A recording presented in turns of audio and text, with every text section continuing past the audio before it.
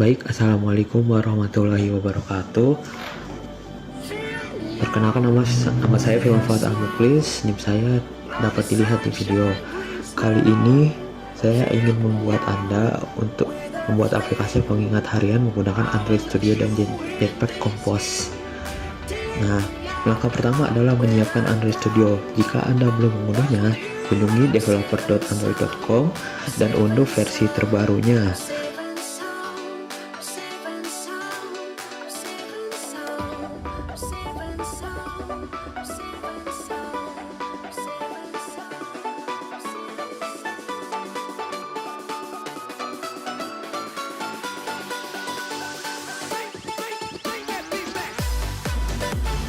Dapat dilihat di browser di video Anda, kita memilih yang paling direkomendasikan oleh Android Studio-nya, yang paling atas. Setelah mengklik, kita tunggu saja. Di sini kita centang saja lalu download. Untuk file kita bebas mau taruh di mana saja.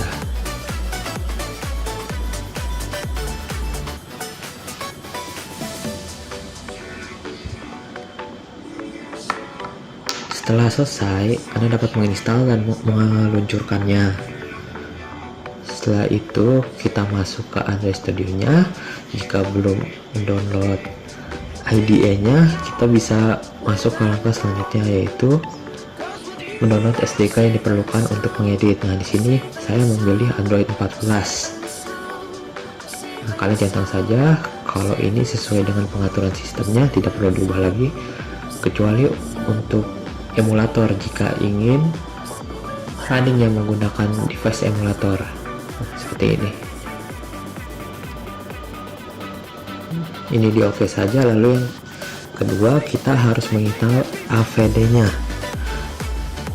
Nah, di sini kita pilih berbagai macam hardware. Kalau saya memilih AVD Pixel 8 Android Virtual Device. Ini memungkinkan kita untuk menguji aplikasi kita di lingkungan virtual.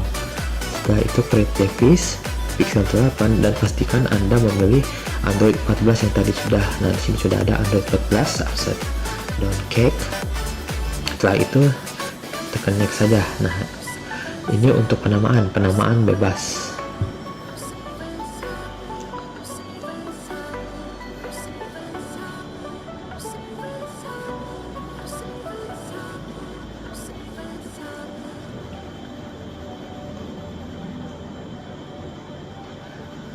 Di sini dapat ditunggu saja karena memang agak berat, ini agak lambat.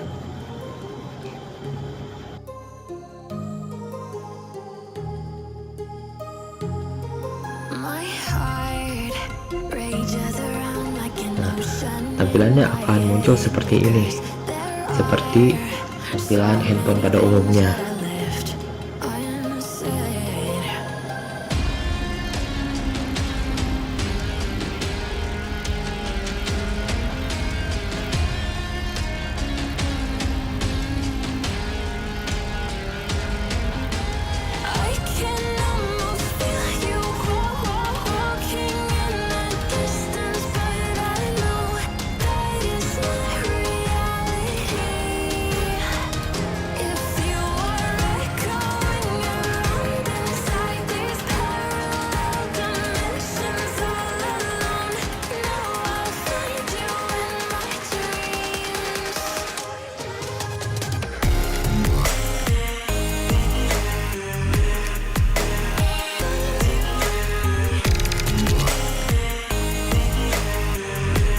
Jika sudah hidup, maka tinggal di setting saja. Jika ingin memasukkan akun Google, maka silakan dimasukkan.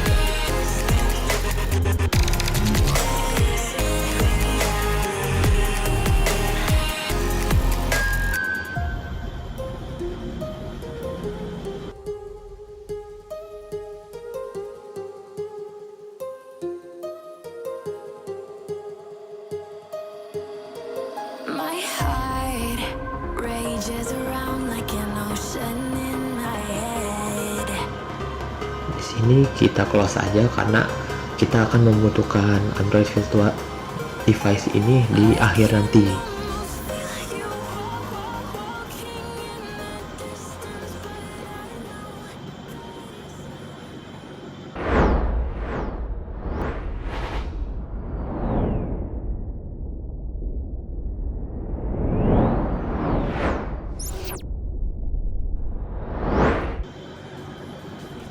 Baik, langsung kita mulai untuk tutorialnya. Pertama-tama kita klik new project, lalu pilih empty activity. Kita pilih empty activity, setelah itu kita next saja. Nah, di sini kita harus memilih detail isi proyek tersebut. Kita pilih sesuai dengan apa yang ada di SDK dan Android virtual device-nya. Di sini kita pilih Android 14 yaitu API 34. Untuk device-nya tergantung.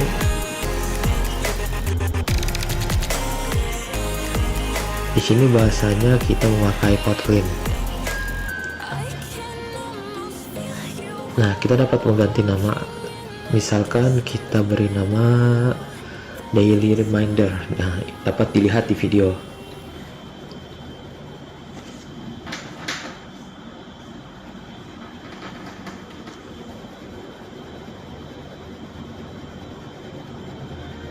Lalu setelah dirasa semuanya selesai, maka kita tinggal finish saja.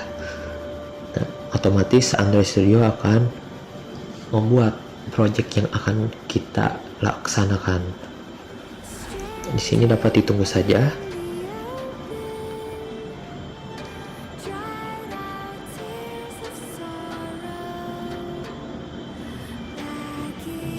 Di sini nampaknya file-filenya sudah muncul.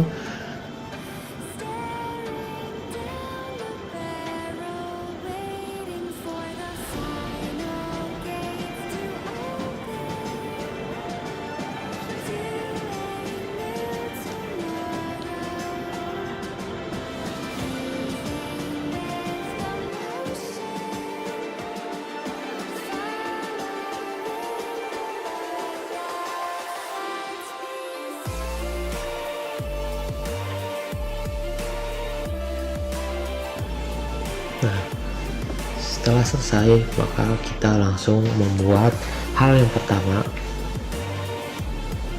Kita langsung membuat hal yang pertama kali. Jika sudah selesai, maka kita langsung mendapat tampilan seperti ini. Nah, di kiri atas kita klik Android, lalu kita pilih project. Setelah itu, setelah terlihat seperti ini, maka kita hanya perlu pilih app, lalu di source-nya, lalu ke main, lalu ke folder res. Di sini kita akan membuat layout. Nah, jika belum dapat dilihat folder layout, maka kita bisa membuatnya tersendiri seperti ini.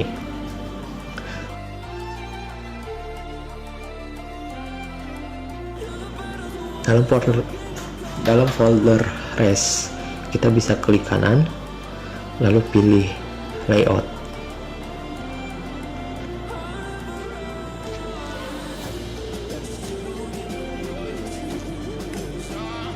Lalu pilih Android resource file.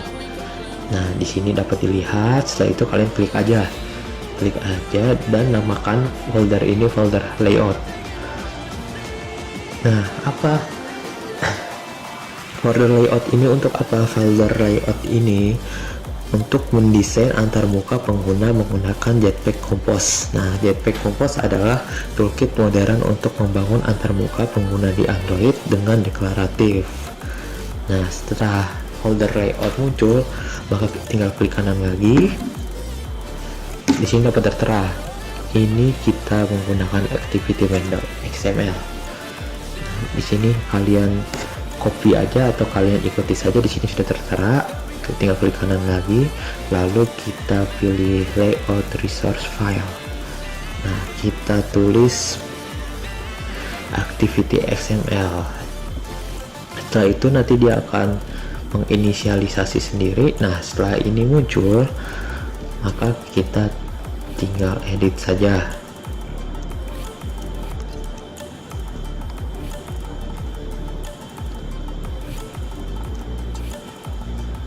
Nah, di sini sudah muncul, maka tinggal copy saja di sini. Di sini sudah tertera edit text, button, dan text view.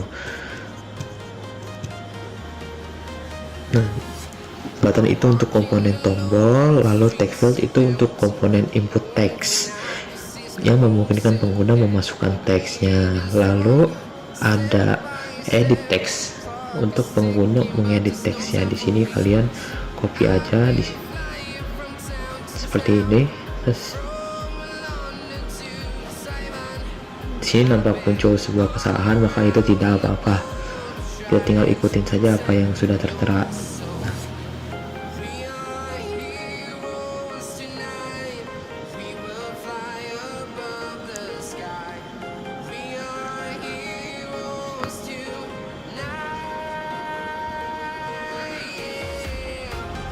Ada beberapa hal yang terkait dalam hal ini. Yang pertama ada text field.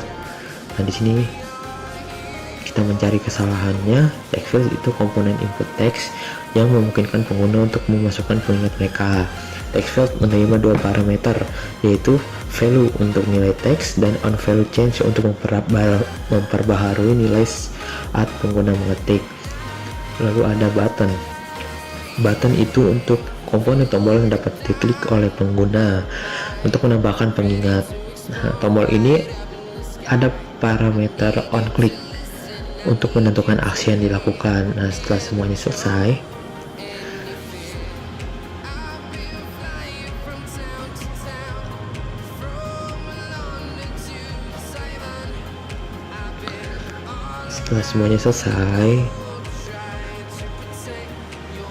maka kita tinggal menentukan main activity-nya saja.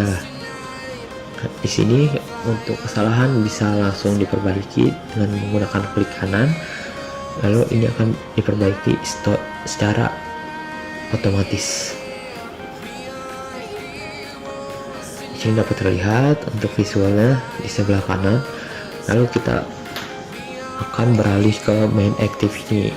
Nah, main activity itu apa? Nah, main activity itu berarti kita mendefinisikan UI dalam bentuk fungsi yang composable. Nah, mari kita buka main activity dan tambahkan kode berikut. Di sini sudah ada.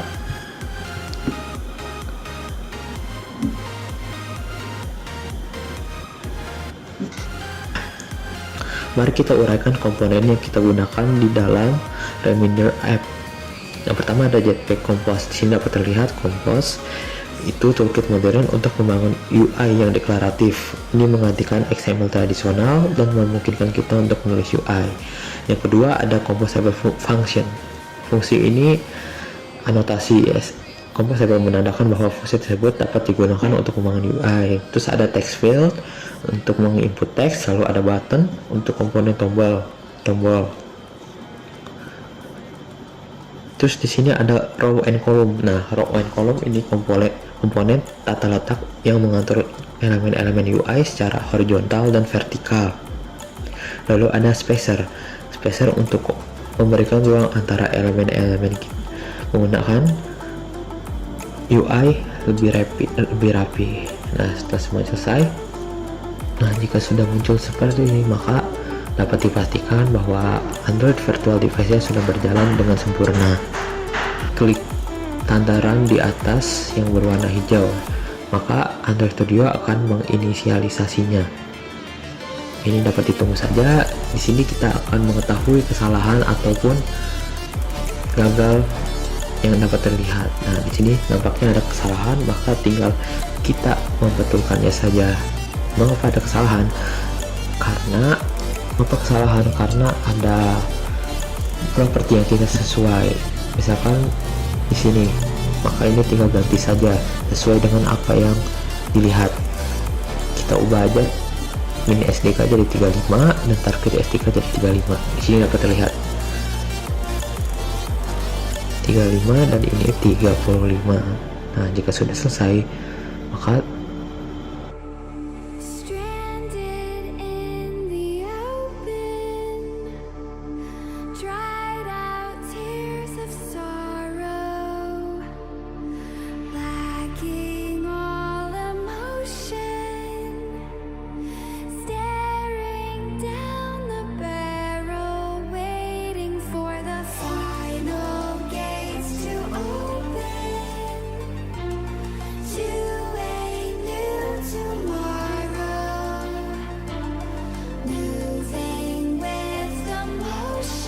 di sini dinyatakan sudah selesai, maka aplikasinya langsung muncul di Android virtual device-nya.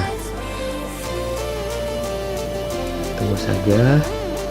Di sini tampilannya sama dengan apa yang kita edit barusan di activity main.xml. Di sini misalkan kita tambah sebuah kata, ini juga berintegrasi dengan alarm. Jadi misalkan di inputnya hari ini, maka dia akan berbunyi hari ini per tanggal 12 per jam 12 menurut saya. Di sini sudah terdaftar. Nah, jika ingin kita menambah untuk melengkapi fitur tersebut, kita bisa menambahkan sebuah tanggal atau date picker dialog. Nah, ini digunakan untuk menampilkan pemilih tanggal. Kita menginisialisasi dialog dengan tahun, bulan, dan hari saat ini di kalender. Yang kedua, kita bisa memakai simple date format. Ini digunakan untuk memformat tanggal yang dipilih menjadi string yang dapat dibaca dengan sangat mudah. Di sini ikutin saja seperti ini.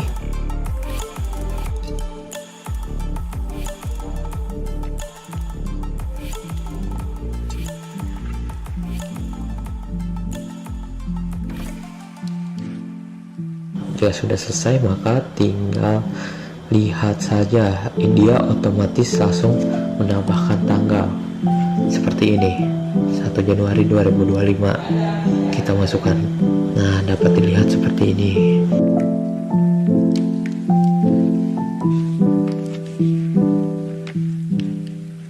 Di main activity juga dapat ditambahkan preview function. Ini digunakan untuk menampilkan tempat tinggal dari komponen reminder app dengan tema daily reminder theme. Ini membantu kita melihat tampilan UI tanpa harus menjalankan aplikasi di emulator. Ini juga dapat berguna. Nah, setelah semuanya selesai, maka kita tinggal akhiri saja. Nah, otomatis project kita akan tersimpan di Android Studio.